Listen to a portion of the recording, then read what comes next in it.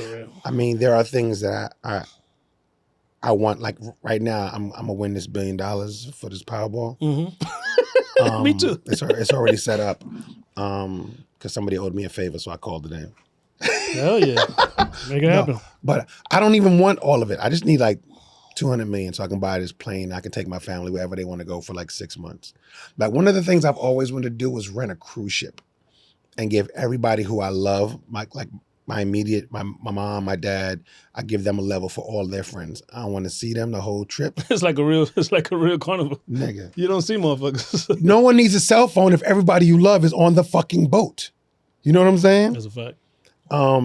So my sisters get a level for them, their friends, which is only like 50 people. And then everybody, you know, just love, just everybody who wants to come can come for as long as they want. I figure we'll rent a boat for a month and everybody can just do whatever they want for that month. We'll go anywhere and have fun. That's your plan with your 200 million? Well, that's something I've always wanted to do with more than $200 million because what I wanted to do was give all my cousins, anyone under 20 years old gets $10,000. All the aunts gets $50,000 and no one gets anything else ever again. Nah, that's not going to happen. They're coming back. No, they'll never find me. My plan is to not have an address. Hell yeah. You can never find me. I can go wherever I want, whenever I want, how I want. You can't find me. I will be traveling the world. I will have a tutor for my daughter. She will finish college on a plane in Dubai. I don't fucking know. And there you go, ladies and gentlemen. Live with At 5. We are here. I always say special guests, but no, this is a real special guest. Tuffy is in the building. Thank you, brother. So good to be here. I appreciate you. Thank you for inviting me because I know that sometimes you're like, I want Tuffy, but that guy is full of shit. He's like the Fat Joe of moguls on camera as an no. Cap master. Cap master, yes. But I had to because we were I met you the first time. We were at a comedy show in Barrio. And I'm interviewing the owner next week, by the way, Tony, in Barrio. I love Tony very much. Yeah, he's such a good dude. Yeah, Tony's amazing. He's got stories to tell. Oh, we're gonna find out next week. Oh my God, in Barrio. Get ready. You're gonna shout for hours because ask him about the post, ask him about the parties, ask him about all of the parades. He's got all of it. No, I love it. And bro, I do this for the Bronx, bro. You know what I'm saying? You know what I'm saying? You know what I mean? All Shout day. out to the Hut. All day. So I you know, we was in a comedy show. And I was like, yo, I got to ask him, you know. And I didn't know you were so chill, you know what I'm saying? Because once I asked you, so let's do it. I'm wearing the same underwear from that same night right now. Why change? You a freak, bro. All day. But so how you been, my bro? How you feeling, man? How was your summer? My summer was good. It was short. I feel like there was just not enough time.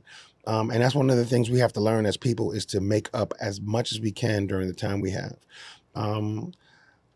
My parents are in their 80s, so their health has been... God bless. They've been the work. Married 63 years, 64 this December 31st. Wow. God is good, man. I look at my friends who have buried their parents, so many of them, so many losses. And because I've said no to a lot, because my parents and I have traveled the world together, because we've done certain things together, God has permitted us to still be intact. I love that. So it's my mom, my dad, both my sisters and myself. No cancer, just health issues because we eat crappy food in New York, and in America they do us dirty. But God has been so faithful to us, man, so faithful, and not the God that we heard about in slavery, but the God we serve. There you go. The current God on the throne. There you go. I was gonna save it for the I have a question about that, but I'm just gonna ask it now since we're on the topic. What is your relationship with God? I love God. He makes me laugh. He laughs at me all the time. He's got a great sense of humor. I honor him. I piss him off sometimes. But, I've been abstaining, which is really nice. And I know that's hard for being a Black, Dominican, Puerto Rican man. We don't know what abstinence is. We like sex. And not because it's the number between 5 and 7, but because it's supposed to be done all the time. Hell yeah. But sometimes you have to abstain so you can rebuild your strength, both mentally, physically, and spiritually. And God wants us to say no when it's easier to say yes. That's a fact. So I thank God that he beats me up occasionally. I've been in several churches over the years, from Crossroads and Life Together Fellowship to now Life Church of my Mamaroneck. The Massachusetts church is fire too, but Life Church is one of the best churches. If you want to come, I would invite you. They have 4 services on Sunday. Fire. So you can do the 1 o'clock if you're a late bloomer, sleeper. I'm gonna hold you to it. I'm gonna hit you up. Real talk. I got you. And then we can go And we just found out we live next to each other, so it'll be easy. Bro, I can walk to your house. Exactly. You spoke about your parents. What that impact is like raising you? Because I'm 49, you 50. We don't know all day. You know I'm Heinz Ketchup. I'm 57. 57. So back in our days, you know what I'm saying? You older than me, but I know in 85 I was 10. So that's when I always go by 10. Like everybody be like, love that. People be like, I was born to say, motherfucker, you ain't remember shit till 10. Let's just say 10, right? So 85. I start picking shit up, you know what I'm saying? Hip hop, obviously, you guys had a major impact. I'll get to that, but those times, no internet. You have to go outside. No, ColecoVision, I think was our Atari or whatever, but ain't nobody had that shit. You had them both. I didn't have them both. I have them both now. Exactly. I've always had Atari 2600. Nice. That's so what impact did your parents have in raising you and keeping you safe? Because we buried a lot of our friends as well back in the no question. Shootings, stabbings, but it was rough back then. We had gangs. Yes. We had real gangs. Not the Decepticons like the kids of the 90s and further on. We had real gangs. We had gang warfare. If you lived in the area of Story Avenue where we did, there were real fights, and there were real, the Puerto Ricans fought the Dominicans fought the blacks. Although musically we united, we still argued. If you were dating Cotty, who was Felipe's sister, or whatever that was beef. Yep. And you wasn't supposed to be dating Cotty. Cotty was always, so it was what it was. So those were the beefs we had. It wasn't always political. It wasn't always color. And you remember back in the days, we didn't talk religion. We didn't talk religion. We didn't talk government. There were certain things you didn't talk about. Now we talk about it every day, which is really frustrating.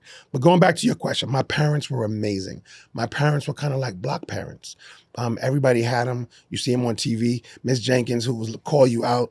My mom and dad were the people who bought pizza for everybody. My mom and dad were the people who, when they were walking up the block by themselves with bags, people would help them carry their groceries upstairs. My mom and dad have been married. My mom and dad are from the Bronx, Puerto Rican, Dominican, and black, but they were raised in Melrose Projects. And they made Melrose what it was. And it's funny, I worked at Immaculate Conception School for the last year, and my mom said that when JFK got killed, that's where they went, to Immaculate Conception Church on Melrose on 51st Street as a neighborhood, because that's what we always did as a group of people. We were a community. And that's one of the things I love that I've learned from my parents. And they raised us right. They raised us to abide by the law. They raised us to love music. They raised us to eat good food. And food was good in the 70s and 80s, and then now it's not. Because poison is easier. And it's crazy that we are destroying ourselves through the stuff we eat. But I'm grateful that my mother and father loved us the way they did. We had to be home at a certain time. When the lights went on the street, you weren't supposed to be in the streets anymore. And now it used to be 6 o'clock, and then it was 7 o'clock. And as they pushed that back, we didn't get freedom. We still had to be upstairs. My father would go on the terrace and go, and everybody knew that meant come to the block, to the point where if people heard it on the block and they knew we were on another block, they would come to Colgate or come to Morrison or come to Boynton and be like, yo, your pops is looking for you. Run. And that's what we did.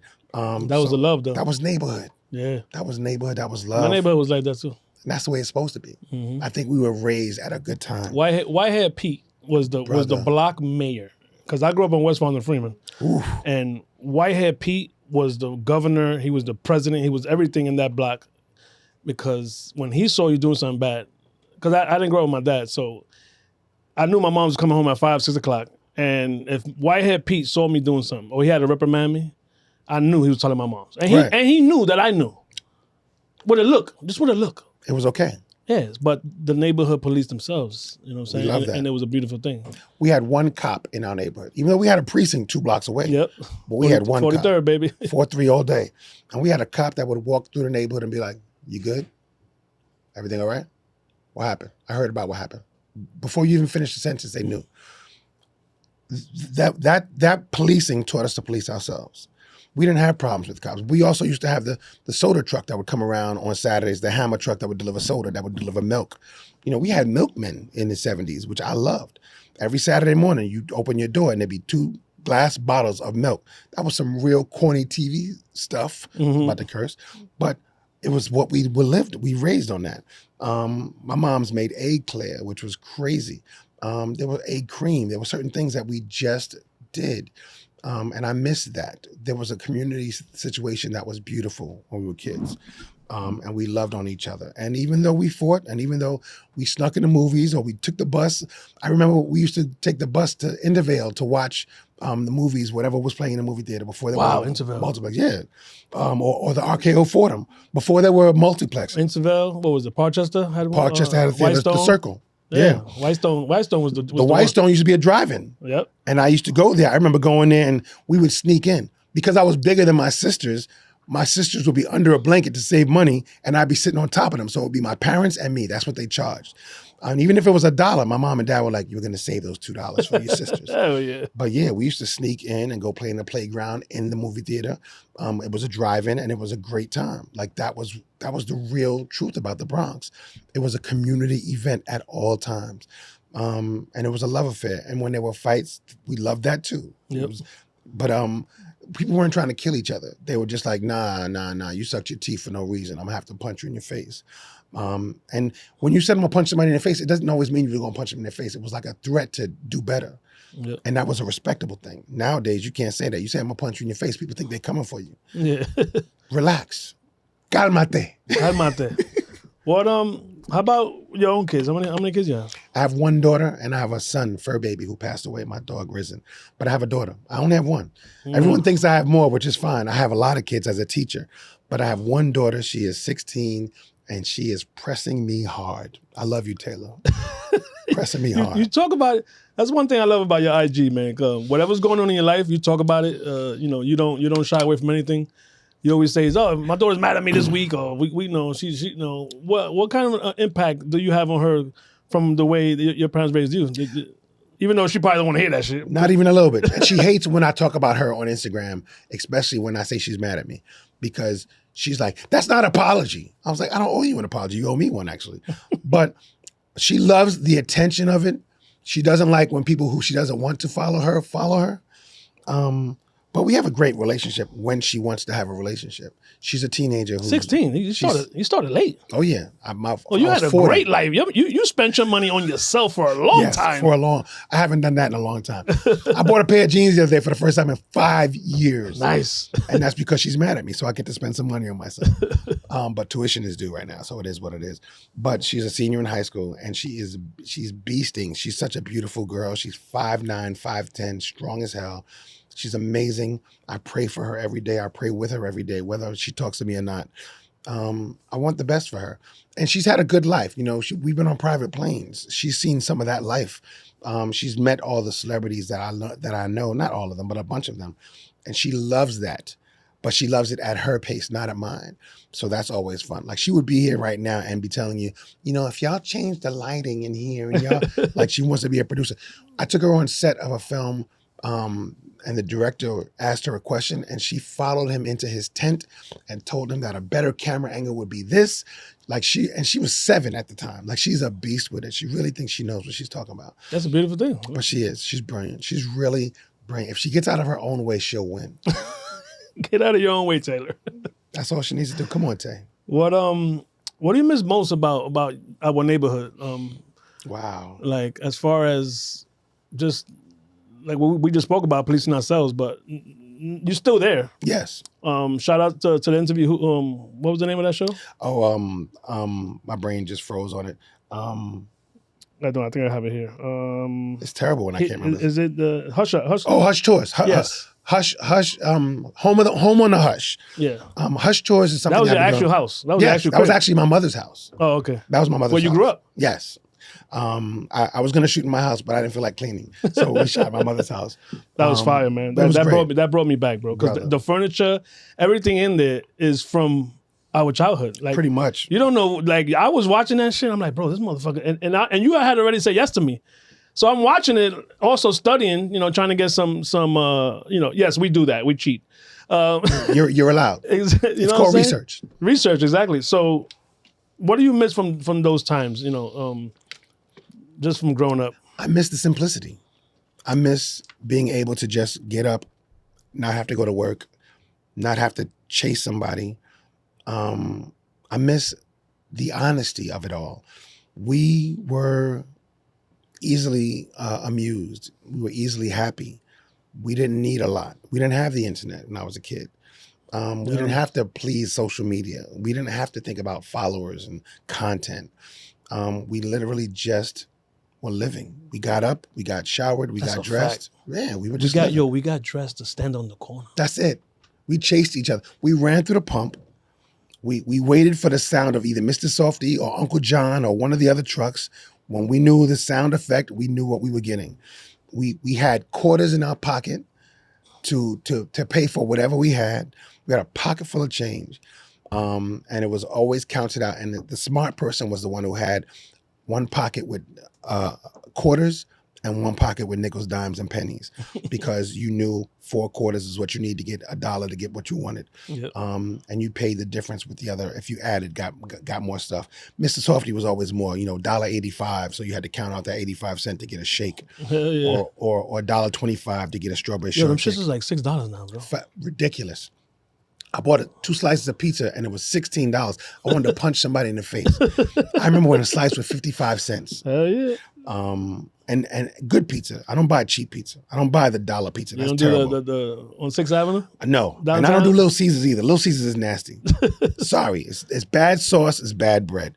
And the fact that they're in every hood, Little Caesars is the worst. $3 pizza, $5 pizza. You know it's not good. Cheap. You know it's disrespectful. Best pizza in the Bronx. There's 2 of them. Tommy's on Tremont Avenue is really, really good. My mom can't eat it because they put a little sugar in the sauce to make it sweeter. Yeah. So she can't do that. And really good is Crosby Pizza on Crosby Avenue. Their buffalo chicken slice is the best pizza in the Bronx. There you go. And Luigi's is good too. There's a lot of good pizza.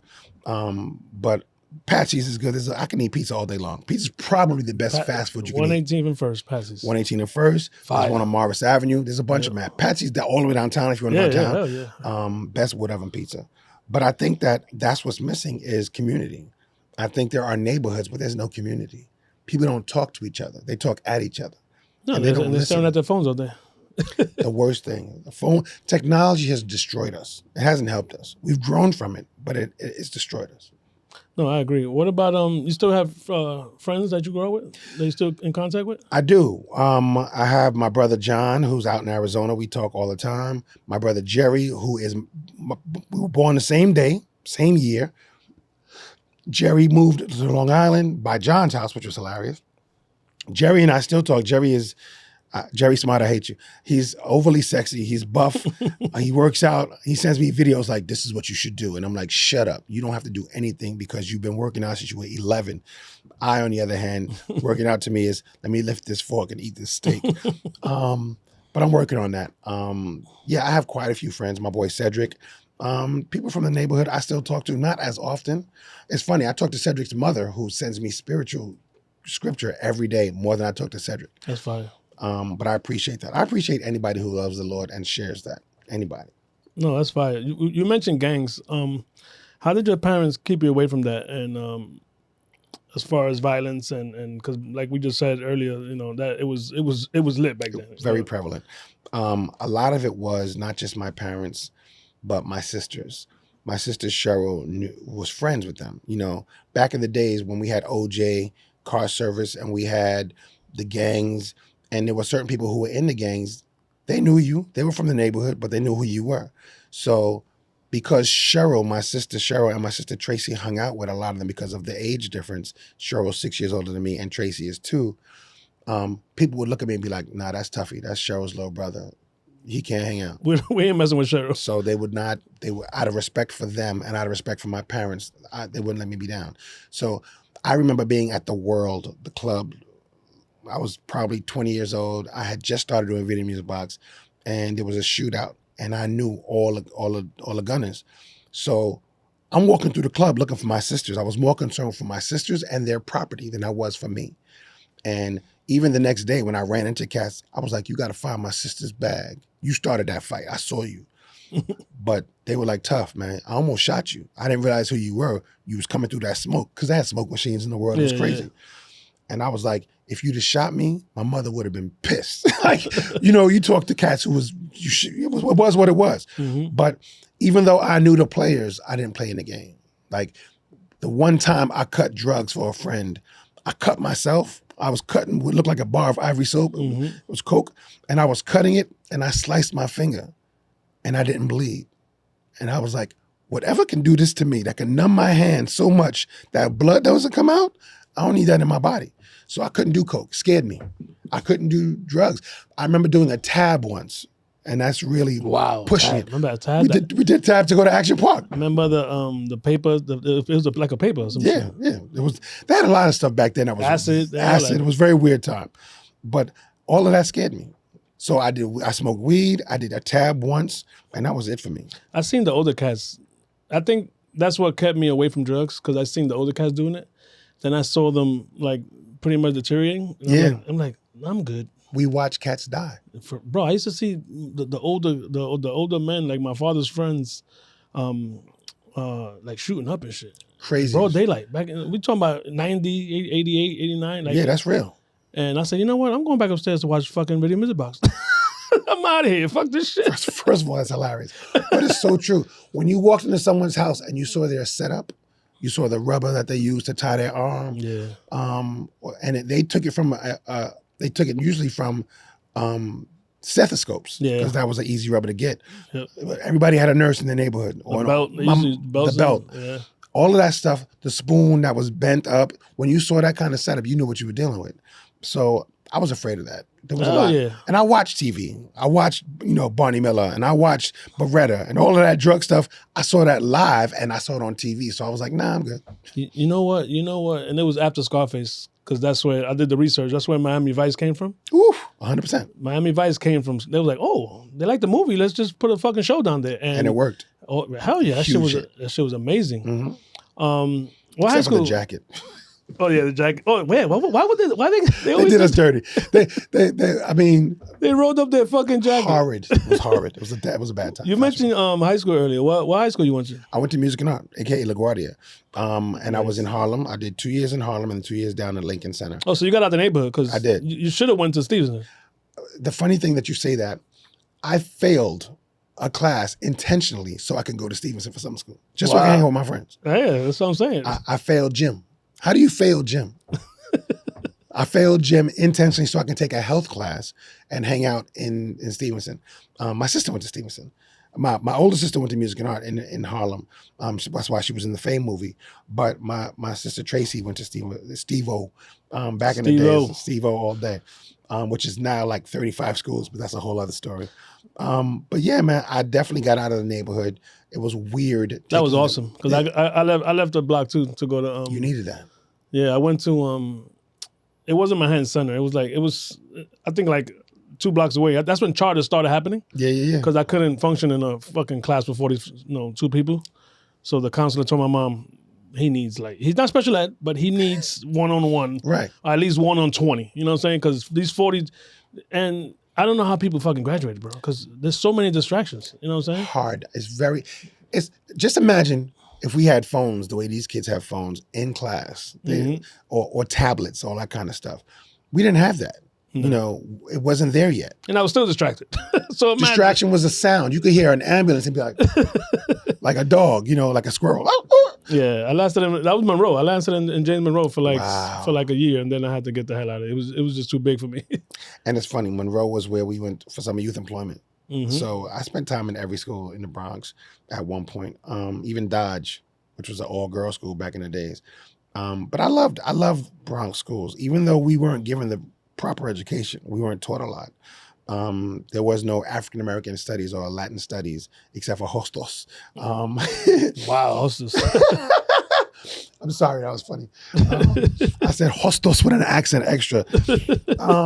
I think that one of the problems with our education is we don't read. We don't want to read. We don't want to read for homework. We don't want to read for leisure. And that's one of the things I'm trying so hard to make my daughter understand, that reading is not a task. It's not a punishment. It's an idea to get out the block. Yep. The more you read, the more you travel, because you travel in your mind first, and then Hell your yeah. body follows.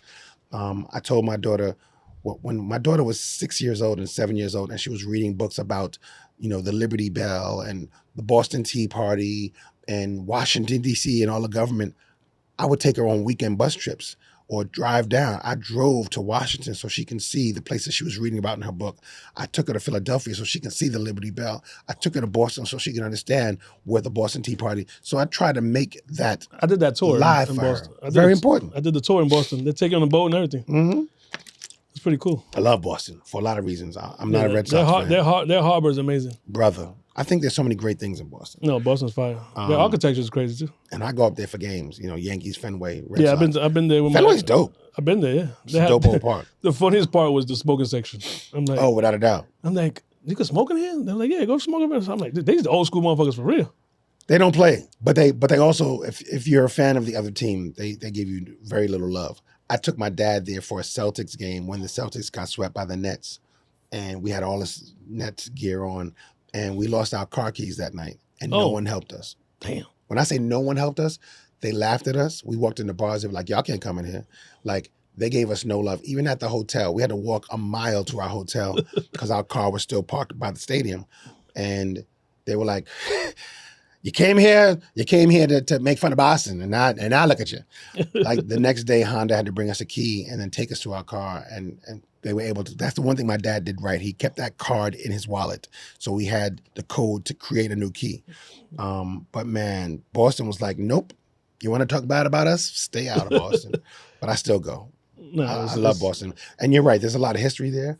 The harbor is beautiful. My boy Donnie, one of my best friends, is from Boston. New Edition just got a street named after them. So there's a lot of great things. Yeah, New Edition and New Kids on the Block, Boston's finest all day long. What did you go to LaGuardia for?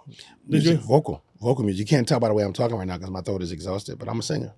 Hell yeah. Yeah, man. I've sung on a bunch of records over the years. I've sung on Nice and Smooth and Big Daddy Kane, and my voice has been sampled on a lot of different things. The one with Nice and Smooth, they thought it was Bobby Brown. Bobby Brown. Yeah, and then I found out from the editor who the engineer who did the track that there was a Bobby Brown track on there, but I never heard it. I recorded my stuff first. Bobby was added later, and then Smooth B told Donnie Wahlberg and a bunch of cats that was Bobby Brown because he figured they didn't know me from Video Music Box yet, and that's cool. But it's just the fact of what it was. I sang on Hip Hop Freaks and I sang on Hip Hop Junkies. So I've done vocals for Nice and Smooth for years because those were my guys. Greg is still my guy. Smooth is still my guy. But yeah, I mean, I wasn't mad about it. I loved them. I'm trying to remember. They felt like they came and went, but when they were popping, they were hit. They were fire. Like that. They got a song. It was about like a young lady using drugs or some shit, and Fast Car. Yeah. Where they used the Tracy Chapman sample. Yep. Mm-hmm. And I used that song to I gave it to one of my cousins. That was she was strung out on coke at the time, and I was like 14, 15 years old. Nice and Smooth was very. They weren't Public Enemy where it came to a message, but they definitely had songs that spoke to the plight of our people in the Bronx, and in hip hop, and they've always been smart about that. No, I loved them. They were amazing. I know you went to college. I did, but I didn't finish. Okay. I went to City College. I went to Bronx Community College, and I went to City College. I did not finish because I started working, and that's the funny thing about experience. Education gets you opportunities, but experience gets you not just paid, but it gets you where you got to go. That's a fact. It is. It really is. An educated man knows a lot. An experienced man knows everything. The more experience you have, the more you can do, the more you can move around and navigate. So many people with degrees are not doing what they got a degree for. So it's good to have an education. Your education, your degree is for 3 people. It's for your parents to prove to them that you are the success they hoped you to be. It's for your children in the future to show them what to aspire to be. And then it's for yourself, lastly, to show yourself that you can achieve these things. And once you've done that, that degree goes in the archives, and it disappears. But what you do with it is your next decision, and that's where the experience comes in. My daughter's, now that you said that, my daughter's so gangster. She's taking classes, and I'm like, she's 30 years old, and she has my granddaughter, which is in my house right now. Wow. with my mom, and she said, I said, why are you taking classes for? She's like, because when I tell Kylie to go to school and get a degree, I just want her to see that I got it. I was like, what? You my daughter? Where you get this shit from? She's brilliant. She gets it. That shit was amazing. It's the truth. It's really the truth. Because you can't, was it, do as I say, not as I do? Mm-hmm. We've all been raised on that. It's also, I brought you in this route, I'll take you out. But the reality is, do your best and let them live by example, and they will follow your lead. I don't like yelling at my daughter, but I do it. Yeah, me either. I hate it. I wish she would not get me riled up to yell at her. But I know that humanity sucks, and being a human means being challenged. And being a father means having no control, because parenting means playing your role and doing your best with what you have, and trying to invoke the spirit of humanity in them. But also don't forget your own, because we have our parents' issues. We have our grandparents' issues. And if we hold on to that, comes from angst and brokenness in a lot of ways, no matter what age, because spanking was something that was the tradition when we were kids. Yep. You can't spank nobody anymore, not even for pleasure. But that's another story. This guy's funny. This is him normal, by the way. With cameras on or off, he's going, as soon as we met outside, within 30 seconds, he's made a joke. Like, I think it's important to laugh. Yeah, I think laughter is yeah. everything. Laughter and a slice of pizza. Which brings me to my next question. Yes. And I was not going to let this go. Yes, after this, we're going to move on to Vito Music Box. I know that's what everybody wants to talk about, but this is my show. I start with the beginning. But let's end it. Let's end that segment with your IG motivational videos. That's what I call them. I don't know what you call them. I call them just, bro, it's just a breath of fresh air, because you don't know what people are going through. You don't know what's happening. Like, why and when did you start that, bro? Because it's very inspiring. Thank you. Just to let you know. Real talk. Thank you. I know that I forget sometimes that I have people who follow me just because they need that. I have always been extremely honest. I don't like to lie. I don't like to waste memory on lies. I like to just tell people. That's fire. I never heard that. That's fire. That's the reality. You wasted a memory. I like that. when you try to remember a lie, you're wasting time and effort trying to remember all the lies, because you not only lie, but you have to cover your lies. That's how you get caught cheating. 100%. And you got to get people involved. I was with so-and-so. All of those lies, now you got to call everybody you lied about to bring them into the lie. That's too much work. Mm-hmm. It's easier to tell the truth and deal with the penalties and repercussions. So I have friends, a lot of my boys are cheaters. They believe that cheating is mandatory. They don't believe in one relationship. And that's a problem for me. I never watched my mother and father cheat. They just did not do it. If they did, they were so good at it. But my mom had a band and would come home and tell these jokes from all the men in her band. She was the only woman in the band. And if she slept with them, she was fire. No one had a clue. But nah, their wives were like 100% on them. So it was really solid. So my mom and dad had been boyfriend and girlfriend since she was 9 and he was 13. And I love that.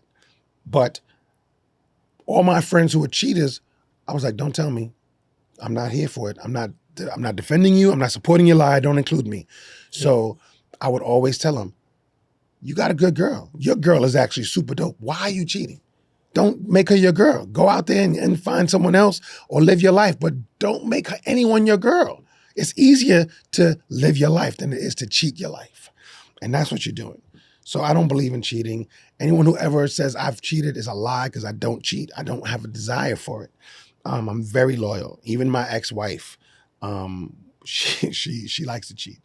I was her third husband, and before we were divorced, she was married a fourth time. Nice. And that's just, I could tell you some stories, but I won't get into that because my daughter's probably going to watch this and be like, Dad, stop, keep my mother's name out your mouth. But regardless of the fact, I don't believe in cheating. Actually, I'm actually starting campaigns. Bruh. I put it on my, check it out. I'm not even joking. Look, where is it? Stop cheating. It's so important.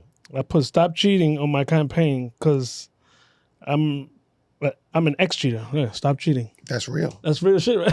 Cheating is not necessary. You can find satisfaction in your mate. Make it work. Mm-hmm. Stop doing if you always do what you've always done, you'll always get what you've always gotten. Hell yeah. KRS once said that to me once, and it never left me. There's something about being honest with people that changes everything. And that's where the wisdom came from. And in my park in my neighborhood that I sit in, it came up with the name Wisdom Park. Wisdom is actually my daughter's middle name. But I go there and I just tell stories. And sometimes whatever comes out of my prayer, whatever comes out of my relationship with God, because I talk to God every day, 100 times a day. And I believe in affirmations. I believe in changing the negativity of the world because the world wants us to be negative. Social media is negative. There's a whole lot of hate. Who said you can sit down and be comfortable? There's a whole lot of hate in the world. He says that a lot. Not to interrupt you, but he says, me and him, like I just met him about almost a year ago, right? Oh, wow. And I hit him up like, yo, I'm having a bad day. And he's like, bro, it's a roller coaster. Your emotions are a roller coaster. And he tells me a lot about the internet and, block whatever's negative, block whatever you don't want to read about, block whatever. And since you're saying that, and he just sat down, it's fucking amazing. It's like, bro, you can't make this shit up. But I love that. That's perfect timing. And I love that he says that. And it's real. You gotta, like I'm an actor, right? And I do a lot of acting. The day I have an audition or the day I have to record something, I don't talk to anybody who's negative. And sadly, that includes family. I love my mother. My mother is very positive. She says a lot of positive shit, but she surrounds it with 33 negative qualities. Tuffy, it's not for you. Okay, that's negative. Don't tell me it's not for me because it's for me. I'm going to do what I want. I am powerful. I am strong. I am smart. I am brilliant. I am capable. I am worthy. You have to constantly remind yourself that you are capable of doing anything you want to do. Put your mind to it and do it. Put your best foot in front of you. So if you speak positive to yourself, why let anyone negative speak into your world? It's unnecessary. So there are certain times you have to choose, I love you, but I cannot talk to you. I love you, but I can't surround myself with that because I know who you are. I have a neighbor who is negative all the time. She's loud, she's brash, she likes to open her door and play music no matter what. That's old school. We used to do that. But at 9 o'clock in the morning on a Saturday when I'm trying to sleep early, I don't want to hear You Give Good Love at the top of her lungs. And it's not just her, which makes me laugh. She plays all the black music. And then my Dominican neighbor next to me, he's an 80s guy. So he's like, welcome to the Hotel California. And he drives me crazy. And he plays every song at 80s. 13, and his Dominican accent is hilarious. He's all about SATURDAY, night. He's so loud and arrogant, but I love him because he's also a camper. He's the whitest Dominican. Everything he does is like, you have to get out into the nature and show the world who you are. You are the $6 million man. He loves the 80s, and he says everything like it's the 80s. But all of that energy reminds me to speak positive.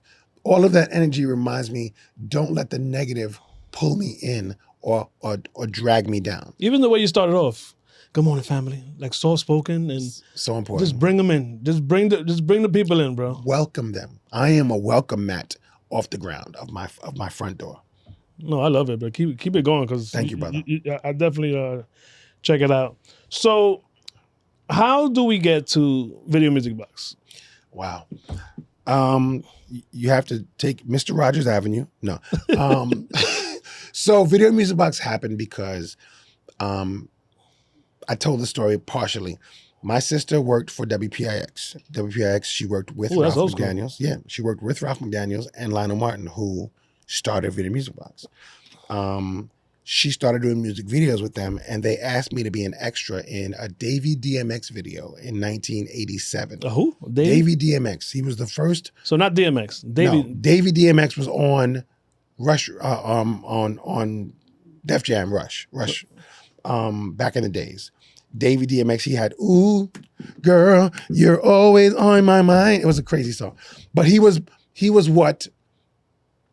the first real hip hop guy using R&B songs. Got it. Back in the days, he didn't sell obviously because you don't know who he is, but he was good for what he was. But Davey DMX had a song called "Ooh, Girl." They asked me to be in a video, and they were like, "Tuffy, can you bring any friends?" And I was like, "How many do you need?" They were like, "How many can you get?" I was like, "I'm from the Bronx. How many do you need? Tell me what you need." They were like, "Well, we need 10 people. If you can get us 10 people." I was like, "I can get 10 people." I was like, "Tell me what they should be wearing," all of that kind of. So this is how I kind of got into casting. I called 8 friends, and I got 33 people committing to come. Because that's what it was. Word of mouth was everything back in the days. Oh yeah. So we're shooting at my brain just totally forgot the name of the club downtown, which became the second Red Parrot. But it was great. We shot this video. I had all these friends, and they were like, we need to have Tuffy in our life. I got them to bring changes, wear one, bring one kind of stuff. And that started me in casting. But casting back then, when you didn't have a casting position, you would call a talent coordinator. So I coordinated talent for these music videos. So then I shot Heavy D and the Boys, Don't You Know, and Overweight Lover, and just all these different videos back then. And I was helping with the talent coordinating. And then I'm turning 21 and I'm having a birthday party for myself. And Ralph is going to shoot Video Music Box at my party. So Ralph comes there with his brother Brian, and Ralph's brother Brian was too young. They wouldn't let him in. So Ralph was like, "Tough, I can't do it." He was like, "You know what? Interview your friends." And my friends were Dana Dane and Salt and Pepper and Heavy D and Pete Rock. These are the people who came to my party. Nice. And they were just friends from. I like the way you just throw names around like this. It's funny. Fucking guys. Yeah. My bad. Yeah, just throwing names around like, yeah, okay, whatever. Richard Pryor was there too. No, I'm kidding. So I'm joking. I met Richard Pryor once, and he wouldn't remember me. Well, he's gone now, but he wouldn't remember me. But regardless of the fact, Ralph took Brian back home. The cameraman stayed, and I interviewed these friends, and it was great. And it was just me. I had no clue what I was doing. It was new to me, but I'm talking to them, having a good time, and making jokes. And Ralph was like, "I loved it." So he edits, he airs it, and people started loving it. And Ralph was like, "Can you do more?" That was your first day? That was my first day. Wow. And he still plays. One of my favorite interviews was I'm interviewing Pete Rock, because people didn't know who Pete Rock was yet. He hadn't dropped his album. Yeah.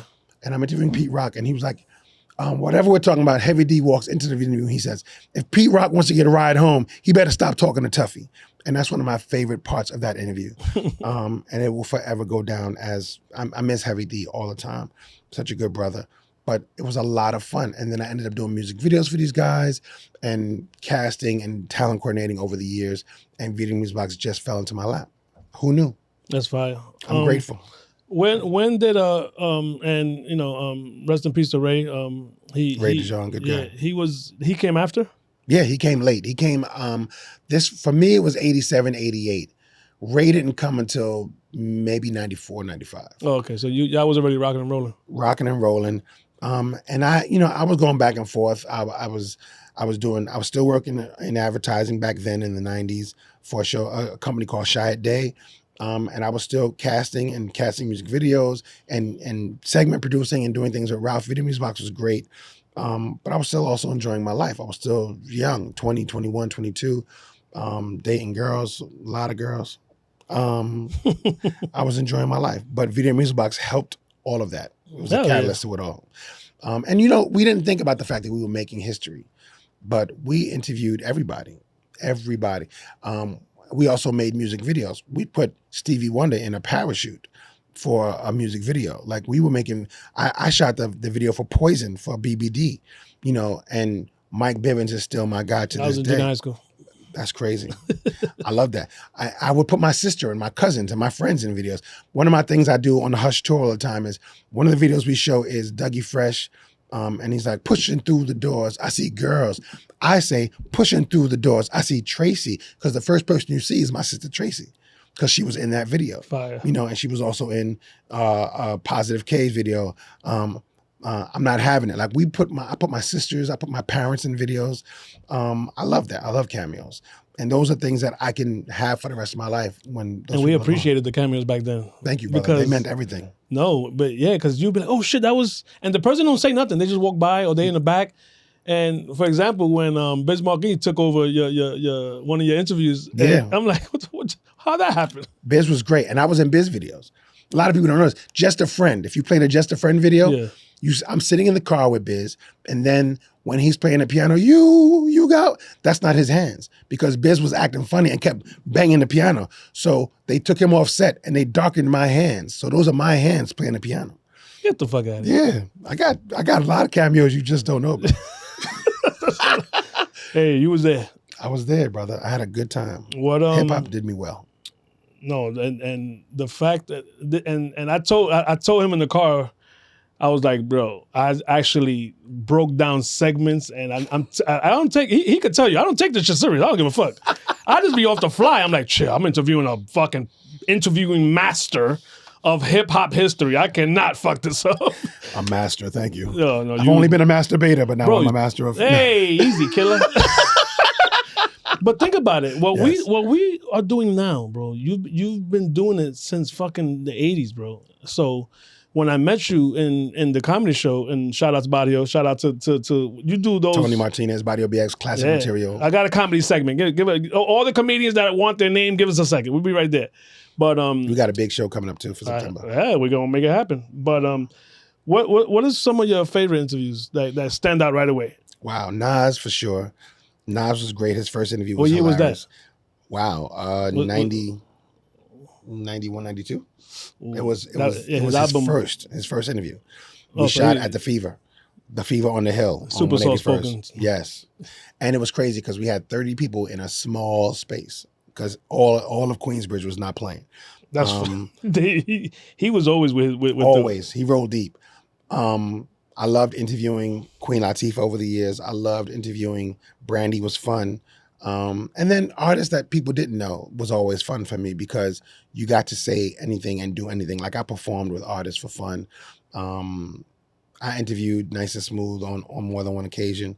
Hev, Pete Rock, artists that were breaking, Corey from Pete Rock and CL Smooth, Renee from Jeanne, just people over the years. I feel like I'm interviewing you right now. Do you just the opportunity. I'm in your house. I'm trying to let you do what you do. Thank you. I appreciate it. But I love this. I love that you have taken what we did over the years and made it your own. And you're good at it. It's funny. Before I came, I watched a few interviews just to make sure. I was like, what should I wear? How should I act? What should I do? And because being interviewed is always fun, but you also want to be responsible and respectful of the artist and creative that is doing the interviewing.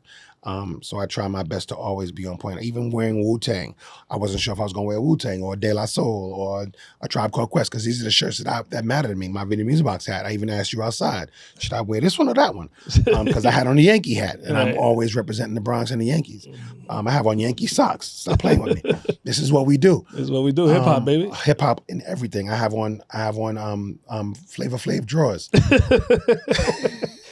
You mentioned Nas, and since I've been around for a while, I look young, but I'm 49. So I feel like I grew up with hip hop. Like, no question. Hip hop just turned 52, 53, I think, or whatever it was. I'm 49, so I was right there, And like I mentioned, in 85, you were 10. I was 10, and the music was just so new to us. Everything was new, and artists, they were all new. Every artist that came out, who was like the most impact was Run DMC, because they were the first ones on MTV. Huge, yeah. You know what I'm saying? Mm-hmm. And they played the Aerosmith one every Walk This Way. Like every hour they played fucking Walk This Way. because they were trying to show we are including them. Yeah. But it was really but only them. Yeah, it was just for Aerosmith. More so than exactly. Run DMC. But if you wanted to see real fucking videos, Video Music Box, there you go. Friday Night Videos, There weren't a lot of options. And y'all back created a lot of y'all created Rap City, y'all created, MTV used Video Music Box as the roadmap. We were on a year before MTV. Get the fuck out of here. Without a doubt. That's fine. Ted Demi, the Demi brothers admitted that a long time ago.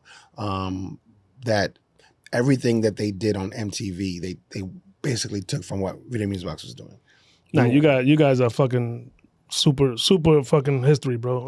Influential. Very grateful to that. Super history. I love it. Thank you, brother. The game you mentioned Nas, and these are the artists that when they came out, everything fucking stopped for me. So Nas is one of them. Definitely fucking Wu-Tang. Biggie, Mobb Deep, DMX.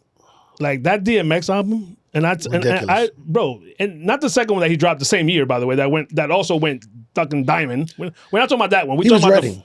The first one was Is Dark and Hell is Hot. Right. That's the first one. Yes.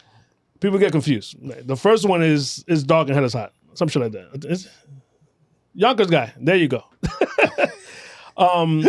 Bro, I was doing OJ, matter of fact, at a 97 Expedition. Wow. That fucking CD Crazy. played for 6 months until the next one came out. And I said, what?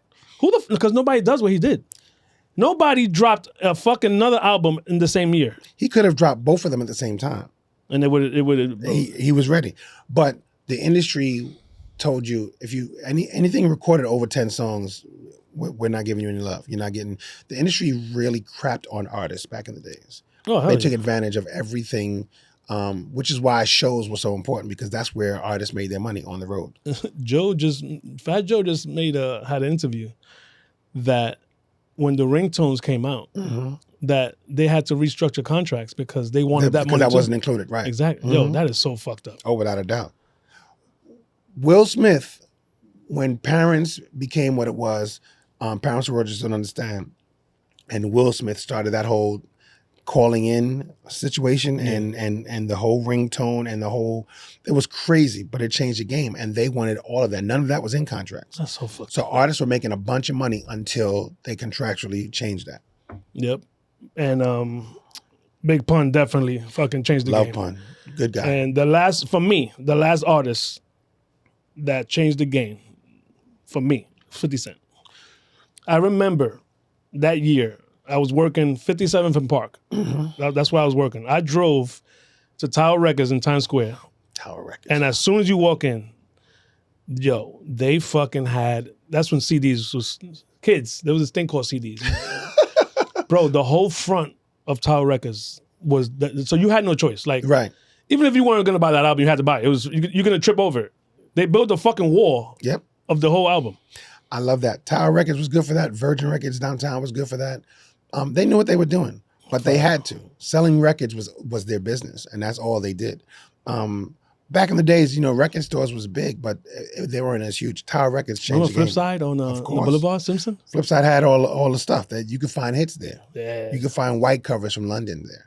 Fire. Labels, man. It was all about it. I miss record companies. I miss record stores. I miss the industry being fun back then. Yep. But there's so much music. There's so much content. It's not all good, but there's a lot of content today. But they force you to listen to Pandora or Spotify or Apple Music, and I miss playing records. I bought my daughter a record player so she can listen to wax. There's something that's the grit and the needles and the change.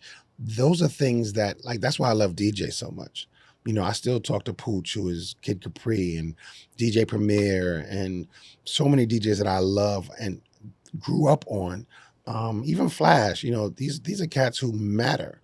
That's part of our tour too, on the Hush Tours, which, by the way, I've been doing Hush Tours for 4 years.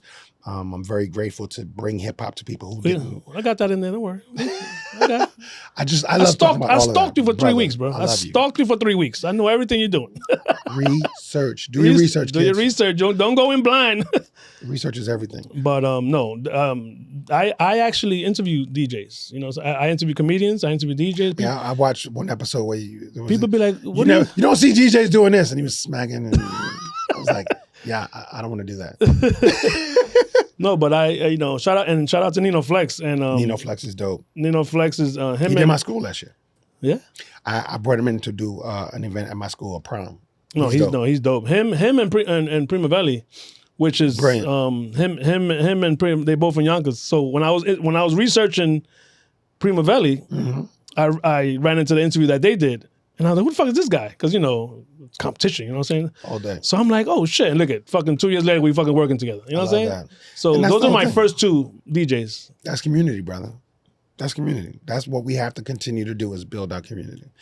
It can't be all social media. I don't just follow me, but be a part of what I'm doing. Support what I'm doing. Support these artists. Support these young DJs. Support these young artists and comedians and people who are trying to at least be creative. No, that's why when people be like, "Oh, what's your podcast about?" Anything. If you are moving forward, if you are positive, that's another thing. I promote positivity. Every now and then I'll say some slick shit and be jokey, but you're allowed.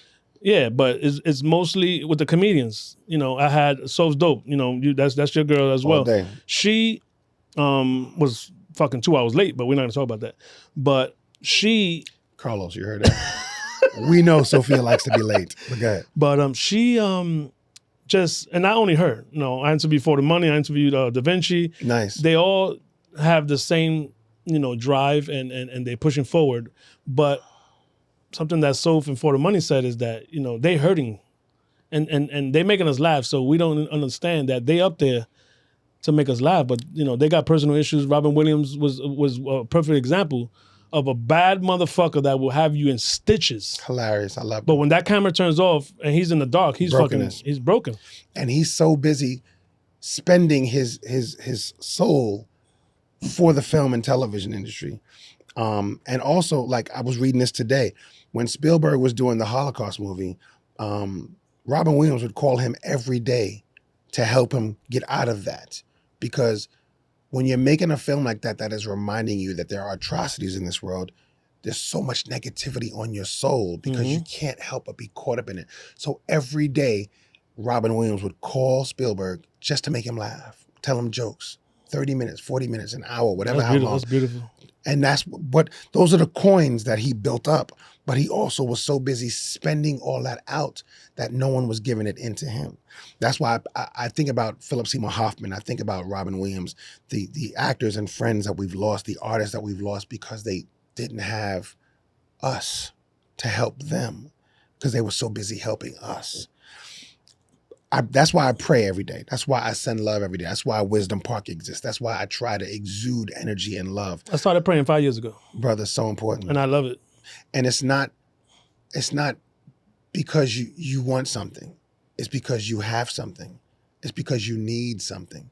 And it's because you just want to talk to the universe, to the heavens, to the energy that created you.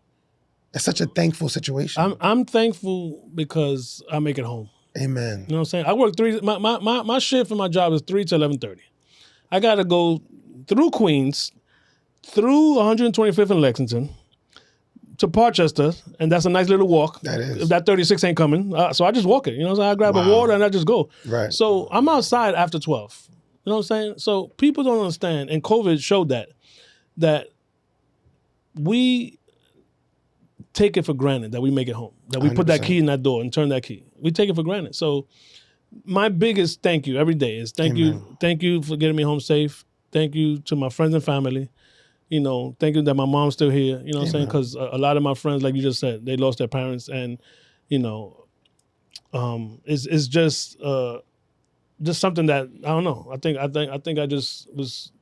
COVID had a lot to do with it because my mom, my wife at the time, and my daughter worked for Montefiore. They were in the shit. Oh, without a doubt. Everybody we know. They were in the shit. Like all hospitals. I worked in a bank and I worked for a Wi-Fi company. I wasn't in the shit. I was working. I was essential. I wasn't collecting that fucking $1,200 check every week. These rat bastards were, these motherfuckers. We could talk about them all day. But that's when I started. Because I had 3 of the 3 women in my life. Busting their ass. That were in. My mother is in administration. She had fucking dead bodies in her hallway. They had nowhere to put these souls that we lost. So she's in the office dealing with fucking paperwork and shit, and walks out to go to lunch, and she's walking by bodies. Mm-hmm. And I'm like, no fucking way. And then the TV was showing the bodies in Queens and fucking Burger King trucks. So I was like, yo. Freezers. So that was my wake up to fucking, bro, so you need to fucking say thank you. Brother. You know what I'm saying? They had sanitation trucks filled with bodies. No, that was crazy. They did a lot of things disrespectfully and dirty to our communities. COVID was rough. I was in New Mexico at the time. I was grateful to be shooting a movie, and Netflix took very good care of us. But when my daughter's mother, my ex-wife, got sick, I had to fly home to be with my daughter. And COVID in New York was harsh. That shit was no joke, bro. The hospitals were overwrought. The next year, my sister had COVID and was in the hospital for 4.5 months. So I spent 2021 every day in the hospital. Then at the same time, my parents got COVID and my sister Tracy got COVID. So I was going between 3 places to help feed and take care of while still spending time in the hospital with my sister Cheryl. And God was so on it. They wouldn't let people in the hospital. They would let me in. And I was in there every day, and I was in there praising God.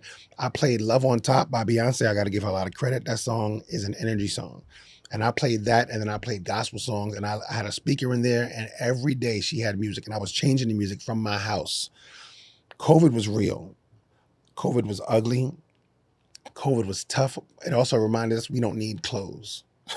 We wore the same thing, sweatpants, pajamas, and 3 pairs of underwear. You don't need a lot.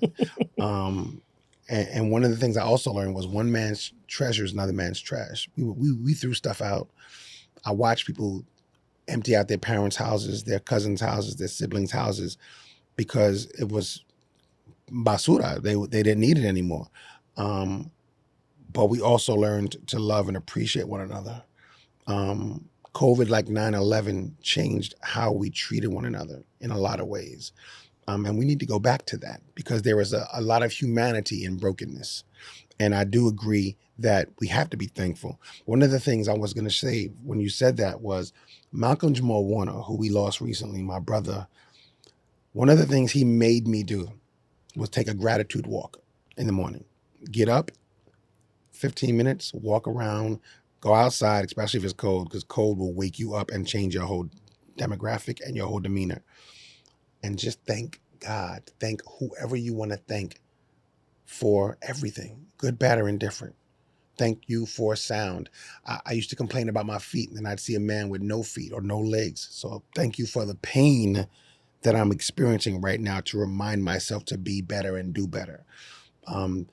Thank you for the energy to get up every day and walk these streets. Thank you for my daughter. Even when she's mad at me, I'm looking at you right now, Taylor. Even when she's mad at me, she's still my daughter. I still created that. Thank you for every opportunity to have an opportunity, to have a chance to do it again. Get up, get into it, and get it done. Yep. Gratitude is so important. It's so underrated.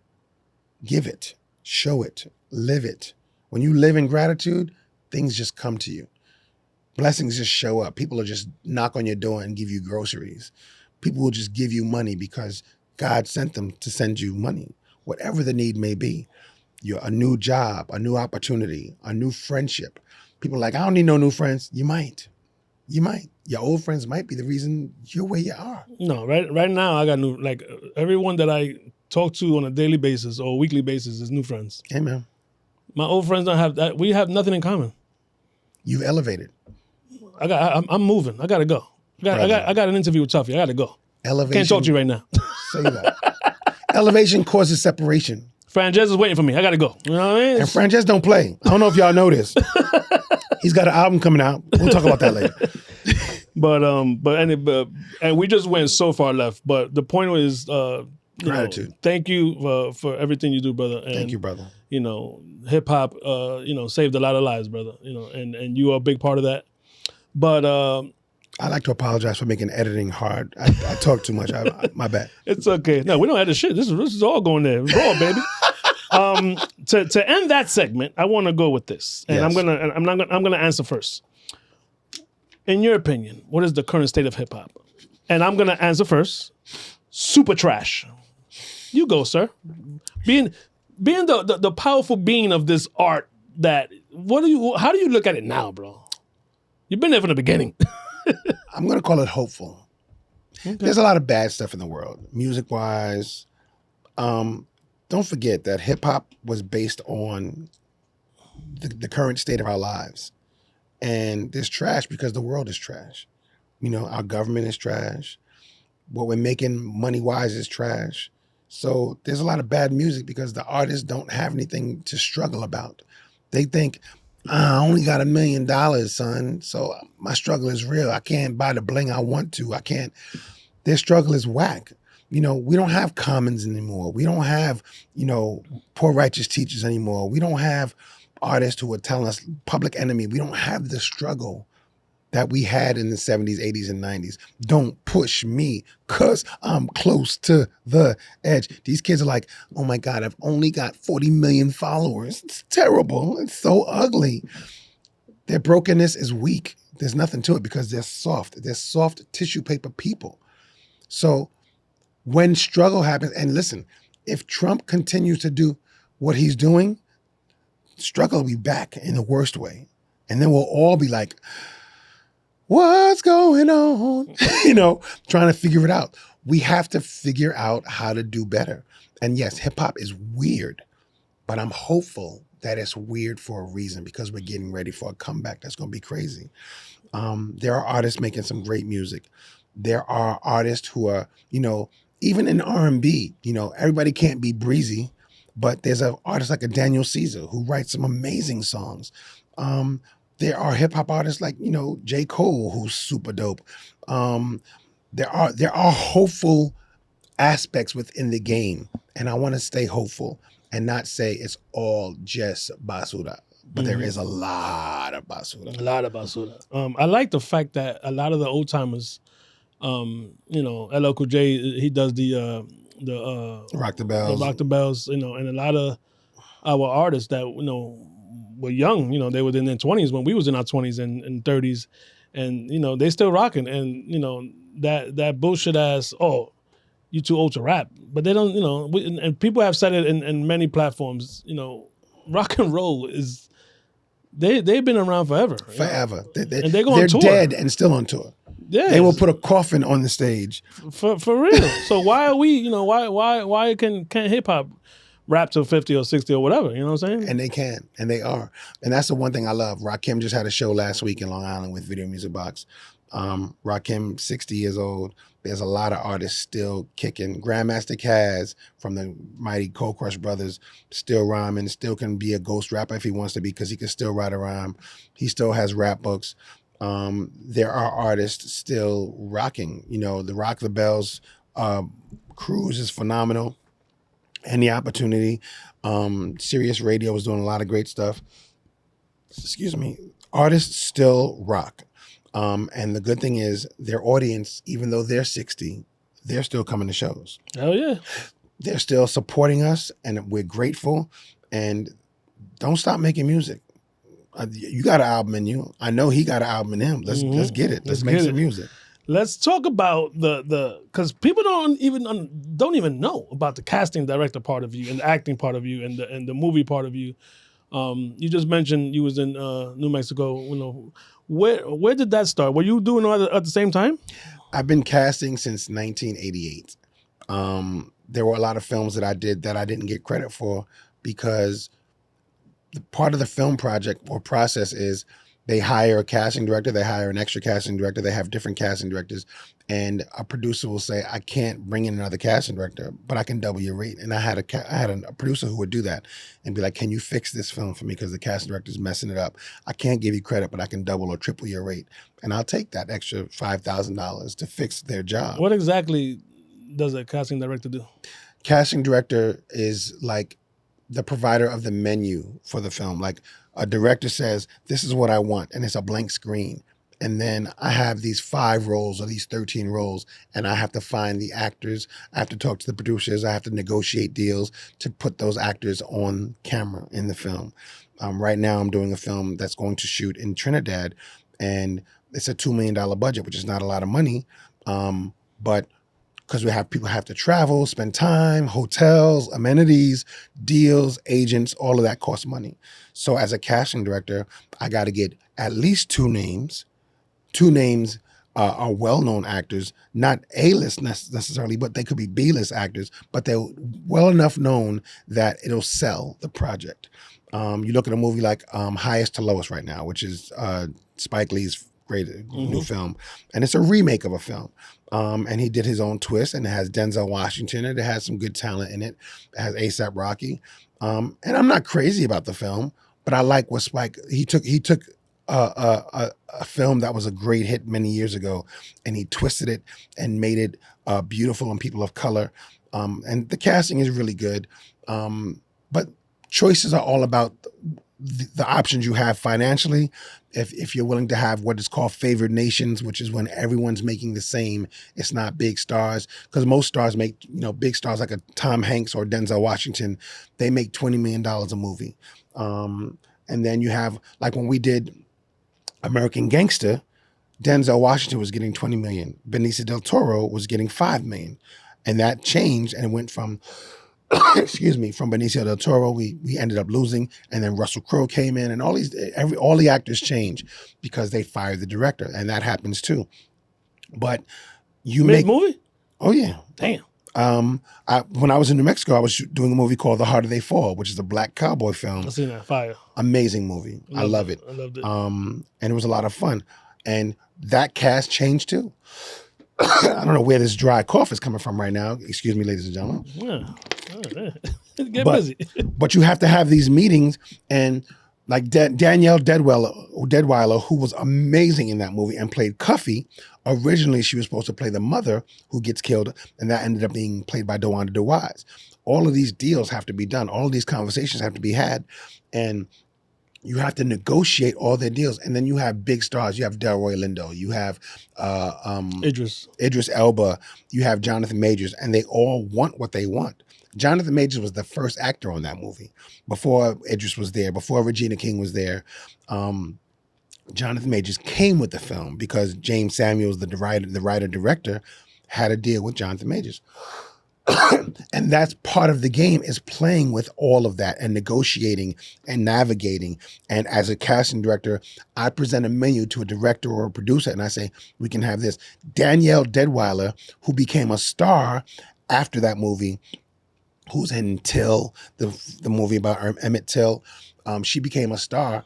And Netflix looks back and says they might regret that they didn't make her the star of that film because no one knew her yet. So Regina, that's with the big eyes? Yes.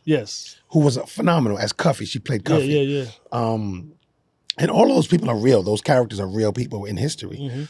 Mm-hmm.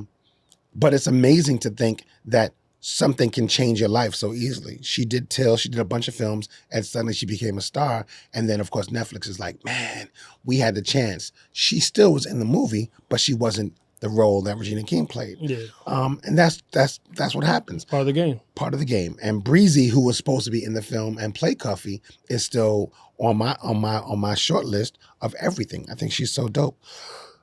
People know Breezy from All American on CW. She's a great rapper, great artist, great actress, and she's super dope. She has some great music too, and she's hopeful for hip hop. She's hopeful. No, hell yeah. Now let's talk about all your side, because you have so many side hustles. Comedy. Let's start with the comedy. Yes. Why is that important to you? And when did that happen? And that's what we met. The pleasure was all mine, by the way. When did you get into that as far as hosting comedy shows? I love comedy for so many different reasons. Back in the 90s, I used to have Tuffy's Underground Comedy at Jimmy's Brown's Cafe. Wow, old school. Yes. So I hosted, and I would do, a 10-minute set in between, and I'd bring comedians up. I love comedy. I think comedians are so important. I told you when I got here, I just got off the phone with Marlon Wayans. I love comedians. I think comedians are one of the few crafts that get to tell the truth. They get to break us and remake us as an audience. The Richard Pryors of the world, the George Carlins of the world, the Damon Wayans of the world, the Marlon Wayans of the world. I think that they get to, the Eddie Murphys, they get to tell us the truth to our face, and we can laugh and appreciate it, or we can cry, but we're still going to appreciate it. Hell yeah. And I think that that's what comedy does. I love comedy. I will always promote comedy. I will always promote music. Any event I do, I want to have a comedian. I want to have some music, whether it be a DJ, whether it be a live performance. And I like art. I like anything that shows us in a creative light, whether it be Black, Dominican, Puerto Rican, Asian, white, doesn't matter. But I love our people. And I love comedians. So I started hosting the comedy show. Carlos called me and was like, yo, I want you to host this joint. I was like, whatever. I'm Carlos from Classic Material.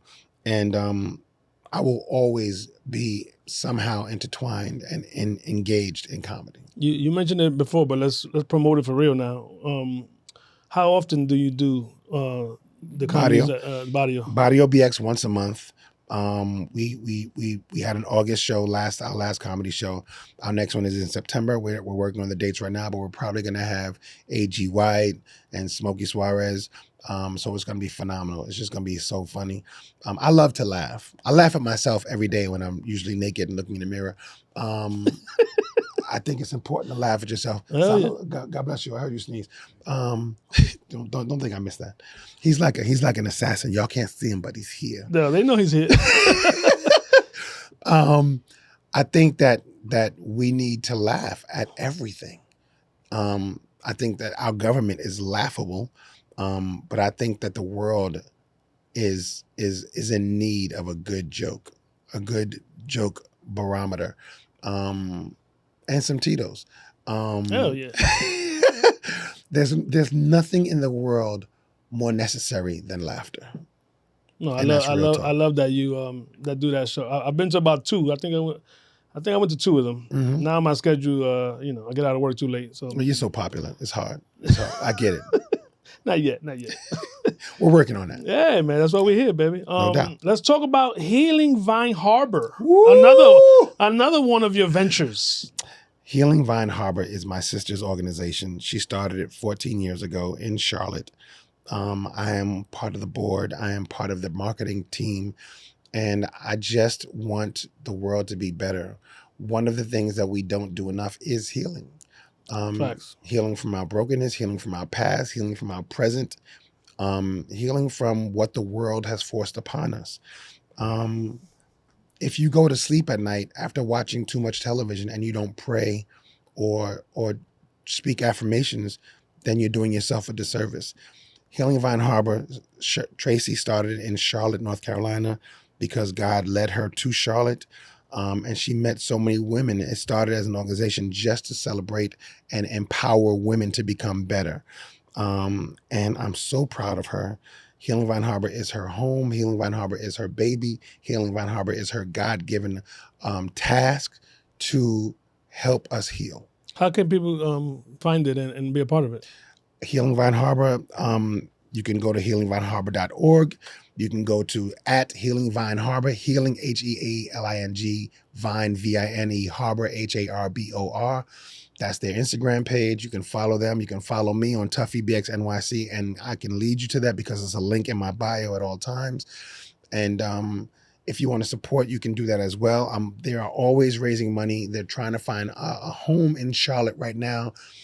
They've been trying to really just take care of and empower these disenfranchised women. There you go. Healing Vine Harbor, baby. Thank you. The Hush Tours, which I'm going to take this guy. He don't know it yet, but we going.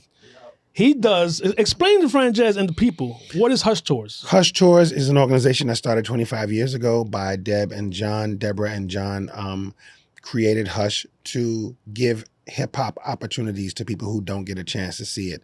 We take them through the Bronx and Harlem. We also do a tour through Brooklyn and Lower Manhattan. We also do a Queens tour. And there's so much hip-hop in all of those boroughs.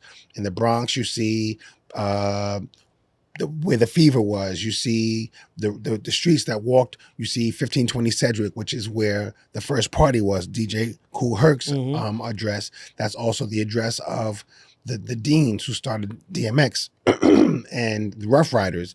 And down the block is where not just Kool Herc lived there, but Scott LaRock lived there, KRS One lived there. That whole neighborhood is so much hip hop. So we walk these streets, we talk these streets, we show you all these beautiful hip hop iconic spots.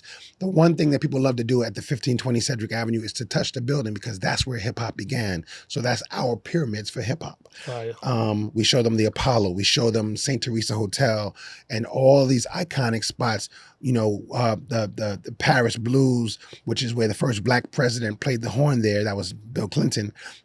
We also show them the iconic buildings like the what was known as the Carter from New Jack City. These are great locations in Harlem where they shot where the Black Panthers' first location was. Afeni Shakur, who is Tupac's mother. We just show them all these iconic locations, the graffiti wall on 106th Street, 106 and Park, and just all of these opportunities to just learn some hip hop history, some hip hop folklore, a chance to dance. We extend some graffiti to them. We teach them the 4 elements of hip hop, which is graffiti, break dancing or breaking, emceeing and DJing. And we teach you about hip hop from the beginning. That's fire. Yeah, it's great. I love it. Franchise, we out. Gotcha. We got to talk about our boy, Al. Because you are a super promoter of the hip hop food truck. I actually interviewed Al. He gave us a little look into his parents and how they raised him, and they threw him in that kitchen because he had three or four boys. They had to figure it out while mom and dad at work, and he did. He did. Phenomenal cook. No, he's awesome. He's by my house in the summertime when they're on Stickball Boulevard. Right. So so I'm always catching up with him. He makes me. This is not on the menu, people. He makes me. Y'all eat jerk, the jerk heroes or jerk chopped cheese? The jerk chopped cheese is phenomenal. No, he makes me jerk quesadillas. Jerk chicken quesadilla. Nice. It's not on the menu. He'll make it for you. Just let him know. I feel like I've eaten that. Listen, his jerk chicken beef patty is phenomenal. Fire. No, his jerk chicken empanadas are ridiculous. Everything they make is phenomenal. He can't fail. What was your impression when you found out that this fucking kid that you never met, and you said, "What? There's a hip hop food truck. I need to be." You being who you are and who you are in hip hop history. Did you go find him? I was. I do events with Sincere from them BX Boys. So the first time I met Al was at them BX Boys studios in the Bronx, and I was like, hip hop food truck. I mean, I know the hip hop chef. I know this one. I know that one.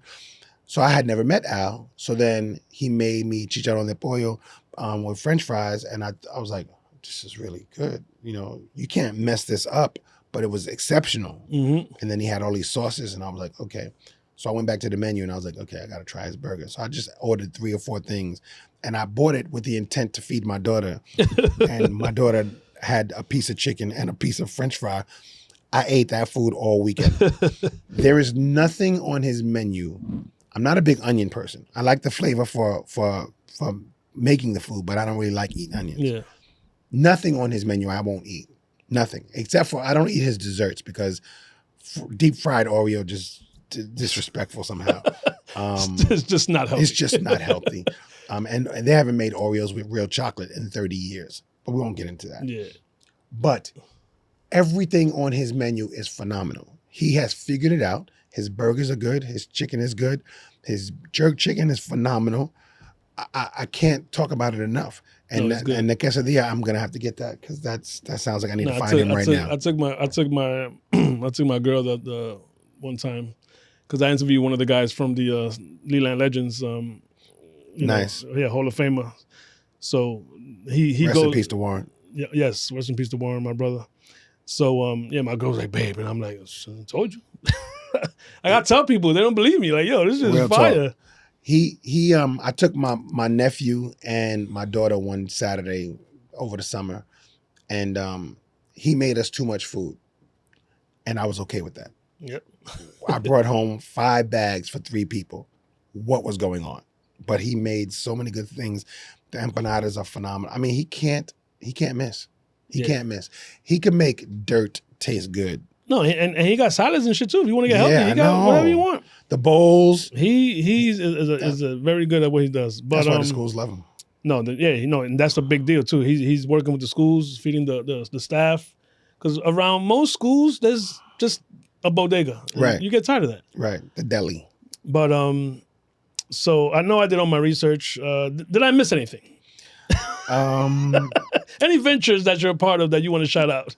Well, I'm one of the shows I did was called How to Make It in America. And I did that with Luis Guzman and Victor Azuk and a bunch of great actors. My hope is that there's a chance that could come back. Kid Cudi was on the show. We had a lot of fun. But I am working on a show right now with my brother Nelson Quinones. We're developing. Nice. I will talk about it right now. We are working on a remake of Sanford and Son. Get the fuck out of it. Yes. Legendary. But a Latino version. Why not? Shit. Let's go. Let's go. I love my people. I'm talking with Leguizamo and Luis, and we even may involve Jennifer Lopez. We'll see. No disrespect to her. I think that she has to make amends to New York, and she will one day. And I think I have nothing against Jen. I have nothing against any artist per se. I only have one thing against one person, and that's the President of the United States, and everybody who supports him. But other than that, I just want to see us all win. We deserve to win. If they gave reparations to people of color, that would be awesome. My hope is to see everybody win the lottery for at least once. Not like Curtis Sharp, who won it twice and is still broke. I don't know how that happened. How do you win $5 million and you have no money a year later? That doesn't make sense to me. Learn how to save your money. You can live, you can travel. Everybody should have a passport. Everyone should have identification. Everyone should get to see the world. Yep. You didn't miss anything. You did your research. I thank you. I thank everybody who has supported Video Music Box over the years. I thank everyone who's doing podcasts and should definitely follow his method. Do the work. Yeah. Do the work. And sometimes I do it on the fly. Don't get me wrong. And you could do that too. But like I said, when I started, there's no way I was going to freestyle this shit. There's no way, because you did that. I respect you too much, and you, there's no way that I was going to interview an interviewer and not do my fucking research, But final thoughts. Final thoughts. Positive, negative, curse your baby mama, whatever you want to do. No, I won't do that because Taylor will come for me. For real. My final thought is get out of your own way. You can do anything you want in this world. You are capable. No one in the world who's more successful than you is better than you. You can be anything you want. You can do anything you want. You just have to do it. Write that story. Write your book. Tell your story. If you want to write a book of poems, write a book of poems. If you want to write a script and shoot it. Talk to this brother, and the two of them will come over and shoot your movie tomorrow. They're available. Yes, sir. Tomorrow's actually a good day for them. You are capable. Write the story. Tell the story. Share. Grow. Let's go together. Let's go. There you go. Tuffy, my brother, thank you so much for coming. Thank you for your time. We don't get time back. Like Jay-Z said, you could be anywhere in the world, but you're here with me, brother. So I appreciate you, man. Truly a pleasure, for real. This was dope. Thank you. I really felt good. I love y'all. God bless y'all. Follow me on Instagram or else I'll follow you back and kill you. Peace.